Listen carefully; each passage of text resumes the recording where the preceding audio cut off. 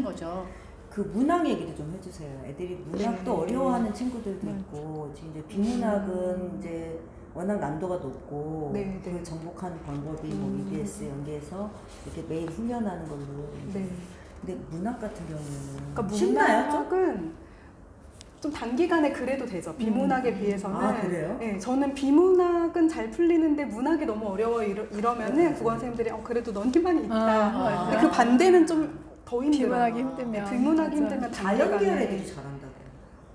비문학은 자연계열 애들이 잘하고요. 네, 인문계열 애들이 문학은 뭐 그래도 좀 나은데, 근데 이제 문학 어려워하는 친구들이 주로 이과 남학생들. 맞아요. 맞아요. 사실 어휘 같은 경우도 공부하면 돼요.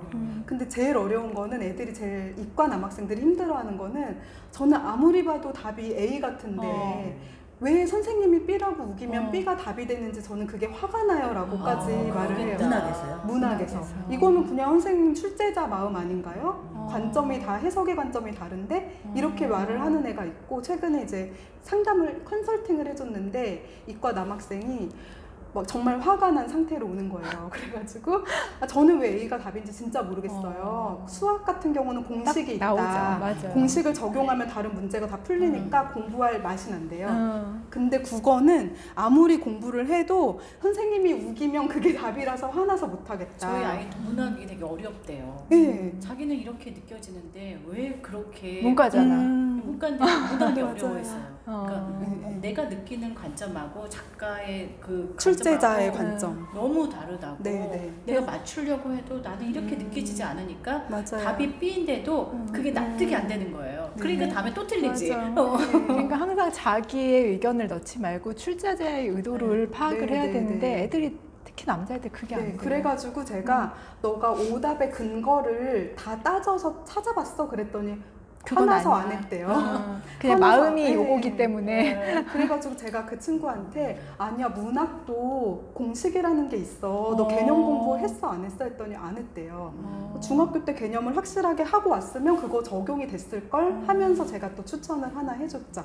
개념 공부하는 문제집을 해주면서 너 개념 하나를 공부하면 이 개념이 적용된 수많은 문학의 문제를 풀 수가 있어. 그러니까 개념 공부 먼저 해봐. 그랬는데 최근 2학기 1차 집필 보고 나서 얘가 선생님 저 올랐어요. 점수 올랐어요 하면서 제가 문제를 봤는데 뭐 예를 들면 서술자가 작품 안에 있다. 뭐 이런 선지가 있었는데 선생님 저 그거 보니까 시점 문제인 걸 알겠어요. 이게 무슨 개념을 묻는 문제인지조차 몰랐대요 그 전에는. 근데 이제 선지를 보니까 이건 이 개념 묻는 문제구나. 이건 이거구나. 이거 된다는 거예요. 그래서 개념 파악이 먼저구나. 개념 공부를 하고 나면 문학도 조금 쉬워져요. 그러면은 예를 들어 말씀하신 게 소설의 시점 있잖아요. 그러면 소설의 시점을 아이들이 개념을 시점이라는 게 뭔지 정확하게 이제 인지를 하고 그러면은 작품이 어느 정도 내가 공부하면 그 바운더리 안에 선생님이 출제하는 그 문제 그 작품들이 바운더리 안에 있나요? 아니면은 어디서 정말 생뚱맞은 거 가져와가지고 내도 할 말이 없나요? 생뚱맞은 거 갖다 내도 할 말이 없죠. 왜냐면은 만약에 제가 그 친구가 1인칭 주인공 시점에 대해서 완벽하게 그 특징을 파악했으면은 낯선 문학 작품을 봤을 때도 이게 몇 인칭 소설이구나, 그러면 이런 특징이 있겠구나, 이렇게 풀어낼 수 있어야 돼요. 사실은 현대 소설만 해도 엄청 많기 때문에 무슨 작품 하나 딱 찍어서 공부를 하는 게 의미가 없어요. 수능에는 어차피 모르는 게 나올 건데. 좀 더 해야 될 거. 수능 개념을 정확하게 하라고 때 해야 될 거. 네. 중학교 때 그럼 수능 개념을 다 그 문학 개념을 다 한번 다 하고 가야 돼요. 중학교 때 아마 내신 시험 공부만 열심히 한 친구들도 거기 고등학교랑 연계되는 개념은 다 배울 거예요. 그래서 따로 굳이 안 해도 되는데 제가 이제 이 책에서 중학교 때 3학년 때는 그래도 개념 한 번 정리해라. 그리고 사실 분량이 많지 않거든요. 문법 같은 경우도 중학교 1, 2학년 때 학원 다니면서 하는 아이들 있잖아요. 저는 비추예요. 네. 왜냐면 어차피 까먹을 거거든요. 문법은 3학년 때. 네, 사실 영어 문법이랑 다른 게 이게 우리 한국말이기 때문에 그렇게 오랜 기간이 필요하진 않아요. 중학교 수준에서의 문법은 내신에 나오는 것 정도 할 수 있으면은 중3 겨울방학 그 한두 달이면 아마 싹 정리를 할 수가 있거든요.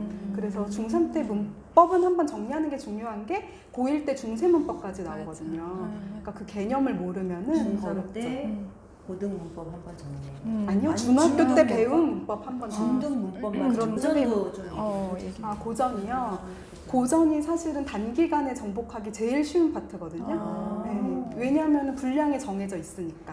네, 현대 소설, 현대 시는 너무 방대하기 그쵸, 때문에 그쵸. 뭘 해야 될지 모르는데 고전은 한 중3, 그것 또한 중3 때 바짝 보면 다 볼 수 있어요. 선생님 여기 소개해 주신 그 정도 작품을 떼고 가면 되나요? 어, 그 외에 또 나와요? 근데 만약에 새로운 게 나오더라도 개념 알면은 그 시기별 특징을 알면은 풀 수가 있어요. 그래서 근데 제가 우선순위를 넣어놨는데 제일 먼저 공부할 게 시조예요. 시조. 네, 네. 왜냐면은 이제 내신 문제 출제할 때 국어 선생님들이 외부 지문을 좀 섞어서 내잖아요. 고등학교는. 네. 시조는 세 줄이잖아요. 딱. 그쵸. 그러니까 문제 만들기가 제일 편해요. 네. 그래서 외부 지문 할 때 시조를 딱 한 개씩 5개 넣으면은 등급도 싹 갈려요. 애들이 낯선 시조 어렵거든요. 한 번 봐서 모르잖아 무슨 뜻인지 그렇죠. 애들이 아니 해석도 안 그러면 되고. 내가 지금 9등급이야. 네, 그럼 네. 1등급이 목표예요. 네. 그러면 그런 아이들 뭐 7, 8, 9등급 아이들은 시조 먼저 시조 하는- 먼저. 시조 네. 먼저. 왜냐하면 또 시조는 안 하면 되게 어려운데요. 공부하면 제일 쉬운 게 되게 중요한 파트가 조선 전기 시조, 뭐 조선시대 전기 후기 시조가 되게 중요한데요. 특히 전기 시조 같은 경우는 주제가 몇 개 안 돼요. 나라 뭐 흉, 효, 충, 그거 있잖아요. 맞아, 뻔한 맞아. 자연에 대한 예찬 맞아. 몇 개 안 되기 때문에 보다 보면 아 이거 전기 시조네, 주제 이거 뻔하네, 읽어보나 마나 이거 이거네. 형식도 343, 343. 맞아. 네. 형시조 형식 딱 맞춰져 있고 하니까 시조 먼저 쉽네. 보면 정복이 금방 돼요.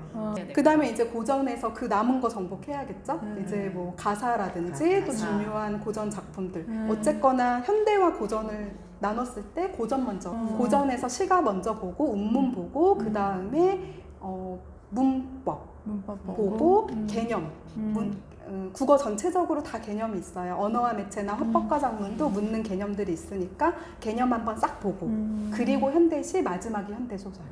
왜냐면 현대소설은 수능 나올 거 맞추기 힘들거든요. 너무 그리고 많아서.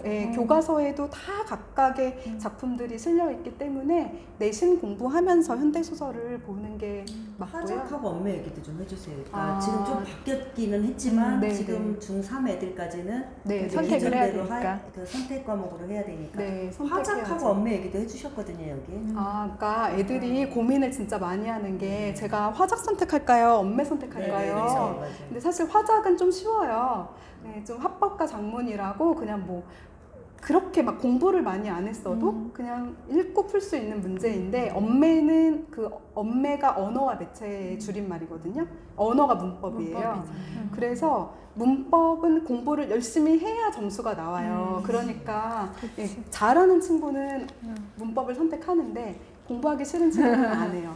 그래서 상위권 애들이 좀 엄매에 많이 몰리는 경향이 있는데 그래도 저는 엄매를 선택하라고 권해요. 최소한 내가 3등급 이상이다. 그러니까 너무 이제 기초가 없다 하면 오히려 막 이거 하면서 스트레스 받으니까 그런 친구들 말고 3등급 이상이면 엄매를 해라. 네. 왜냐면은 시간 단축이 돼요, 엄매가. 내신 3등급. 네, 내신이든 수능이든 3등급 이내면은 그래도 국어에 어느 정도 기본은 있으니까 엄매를 선택하면은 모의고사 볼 때 보기를 읽지 않아도 머릿속에 문법을 가지고 있으면 빨리빨리 풀 수 있거든요. 그 시간을 아껴서 비문학이나 문학에 투자를 하는 거죠. 네, 그래서 시간 단축하라고 저는 엄매하라고 해요. 그리고 답이 명확하니까. 그치. 화작 그런 거 해야 되는 좋아해. 애들. 화작하는 애들은 유난히 문법에 취약한 애들이 있어요. 사실 문학은 뭐 웬만큼 해도 다 잘 맞추는데 문법이 너무 어렵다 하면은 화작을 하는 게 낫고 또 그다음에 속독이 되게 잘 되는 친구들 있잖아요. 화작을 할 때 좀 어려운 게 시간을 잡아먹는다 이거거든요. 제가 아까 3등급 이내면은 문법해라 하는 게 시간 단축 때문이잖아요. 근데 속독으로 전혀 모의고사 볼 때 시간이 안 부족하다. 그러면은 또 굳이 막 힘들게 문법 하느니 그 시간 아껴서 영어 수학 해도 되니까 그러면 또 화작해도 괜찮고요. 통 국어는 뭘 배워요? 공통 국어가요. 공통국어 1, 2, 네. 1학기, 2학기. 그게 사실은 그냥 국어예요. 국어인데 이제 고교학점제에서는 학기제로 대학처럼 학기제로 1, 가기 2학기. 위해서 국어 1, 국어 2 이렇게 나눠놓은 이렇게 거지 나눠놨군요. 예, 큰 개편의 의미는 없어요. 사실. 예. 공통국어는 그럼 애들이 예비 고1 애들 같은 경우에는 지금 선행 많이 나갈 텐데 고1 과정을 그러면 공통국어 잘하려면 지금 어떻게 하고 있어요? 화작 엄매 있다고 하면은 그 모든 걸 다 조금씩 개념들을 조금씩 담아놓은 게 공통 국어거든요. 보전도 들어가 있어요? 다 들어가 있죠. 통합사회, 통합과학처럼. 그렇지. 맞아요, 부패 같은 맞아요. 애구나. 부패 같은 애. 네, 통합과학도 왜 물화생지 안에 다 있잖아요. 그런 개념이어가지고. 네. 좀 아까 그 배신감 느낀다는 얘기를 진짜 저도 많이 들었어요. 우리나라 말인데 왜 이래? 나한테 왜 이래? 뭐 이렇게. 맞아요. 되게 쉽게 생각했다가 나중에 뒤통수 맞는 과목이 국어다. 네네네. 그러니까 그게 중학교 때까지 잘했으니까 그게 문제인 거죠. 그치. 고1에 와서 평균 점수가 50점대 나오거든요. 국어가요? 네, 국어가 50점대가 저희 학교 같은 경우는 그냥 일반계 고등학교고 사실 한 중상 정도 수준의 학교인데도 불구하고 60점 나왔다 그러면은 난이도 조절 조금 잘 못했나? 왜냐면은 너무 쉬우면 또 1등급 받는 애들은 실수 하나 해도 쫙 등급이 그쵸, 밀리니까 그쵸. 그래서 잘 냈다 할 때 50점대고요. 다른 과목은 더 심해요. 사회과학 같은 경우는 뭐 40점대도 많고 30점대도 있고 차라리 한 번호로 찍찍을 했니 이런 말이 나오는 경우도 평균이 그런 거면 진짜 네. 애들 되게 좌절감 느끼고. 어쨌든 저는 이 책이 되게 읽으면서 또 많잖아요. 붙인 게 너무 배울 점이 많은 책이에요. 그래서 아이들한테 적용을 시키기에 너무 좋은 책이고 그래서 그리고 제가 되게 인상 깊게 읽었던 것 중에 하나가 그 1등급 학생들의 이제 뒤에 자기가 어떻게 공부했는지가 나오는데 거기 뭐 백지 테스트 이런 얘기도 나와서 되게 공감을 많이 했어요. 그래서 그래서 읽으면서 도움이 너무 많이 된다. 국어 어려워하는 사람은 학생은 이런 거 읽어봐도 좋을 것 같고 여기에 나와 있는 작품들을 보니까 내가 읽어도 좋겠다, 읽고 싶다 하는 생각이 좀 들더라고요. 저는 국어를 전공했는데 올해 이제 떠나 있은 지가 오래되니까 기자하면서 국어도 많이 취재하고 많이 했는데 뭔가 한꺼번에 정리가 싹 안 되는 느낌이었는데 이게 제가 진짜 순식간에 읽고 그 읽은 게 머릿속에 딱 박혔거든요. 그래서 책도 안 보고 질문 막 드렸잖아요.